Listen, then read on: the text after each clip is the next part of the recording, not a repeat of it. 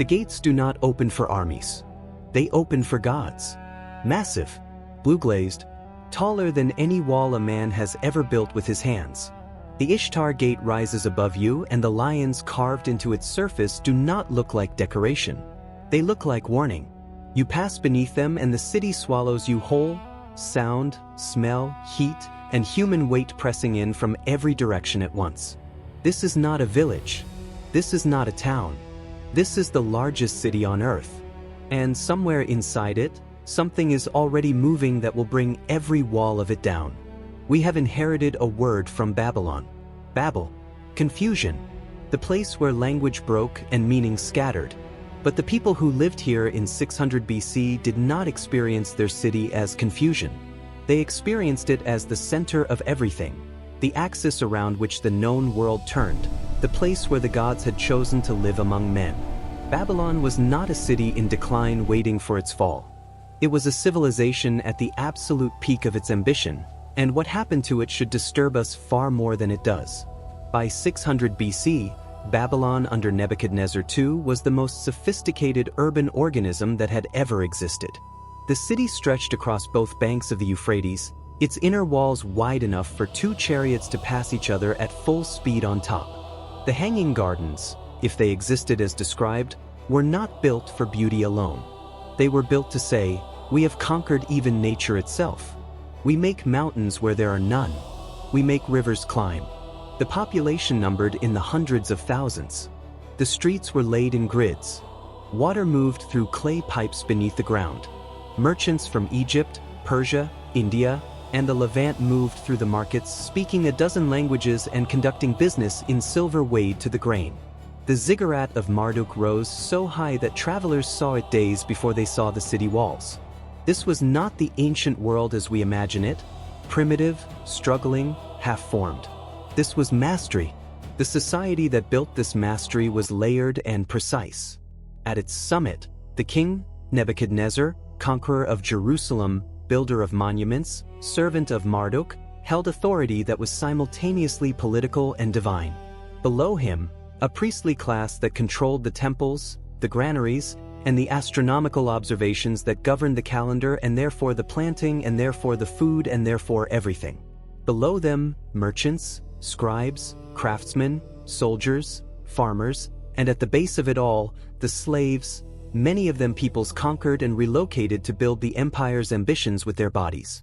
The Euphrates ran through the center of everything. It was road and water supply and sacred boundary simultaneously. Boats moved grain from the south and timber from the north. Tax collectors worked the docks. Scribes recorded every transaction on clay tablets that would outlast the empire itself by millennia. The city worked because information moved, because law was written, because contracts were enforced, because the priests watched the stars and told the farmers when to plant and the king when to fight. It worked beautifully, until it didn't. Far to the east and north, beyond the mountains that Babylonian merchants knew by name but most Babylonian citizens had never seen, a power was organizing itself with a patience and a systematic thoroughness that had no precedent in the ancient world. The Persians under Cyrus the Great were not raiders. They were not opportunists. They were builders of a different kind of empire, one that absorbed rather than destroyed, that offered conquered peoples their gods and their customs in exchange for their taxes and their loyalty. This made them more dangerous than any army that had come before. An army you can see, an ideology you cannot. The moment of contact came not through the walls but through them. 539 BC. The Euphrates was diverted, its flow redirected upstream, the water level dropping until the riverbed beneath Babylon's water gates became passable. The Persian army entered the city through the channel the river had carved, walking in where the water had been. The walls did not fall. They were simply walked around. Inside, accounts differ on what happened next. Some say there was barely a battle. Some say the city was taken in a single night while Belshazzar, the regent, feasted in the palace. The book of Daniel records a hand writing on the wall, words that no one could read until they were told what they meant. Wade. Found wanting. The city did not burn. Cyrus was too intelligent for burning. He entered Babylon and declared himself the liberator of its people, the servant of Marduk, the rightful heir to the throne. He freed the peoples Nebuchadnezzar had relocated, including the Jews, who recorded his decree as one of history's first acts of official religious tolerance. The temples were respected. The priests continued their observations. The markets reopened. From the outside, it looked like continuity. But power had moved. And power, once moved, does not move back. Babylon did not collapse in a day. It faded across centuries, absorbed into the Persian Empire, then Alexander's, then the Seleucid, its population slowly dispersing, its irrigation canals silting without maintenance, the desert reclaiming street by street what human hands had taken from it. The Hanging Gardens disappeared so completely that historians still debate whether they existed at all.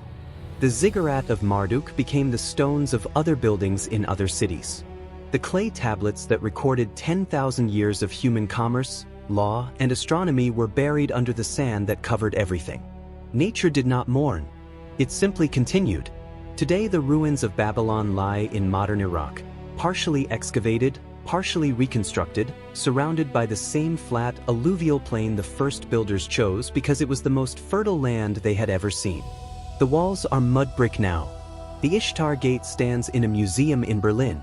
The Euphrates still runs nearby.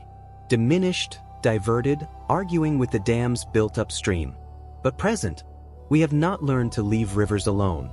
We have not learned that cities built on the certainty of permanent power are built on the most fragile foundation of all. The hand wrote on the wall. We are still arguing about what it said.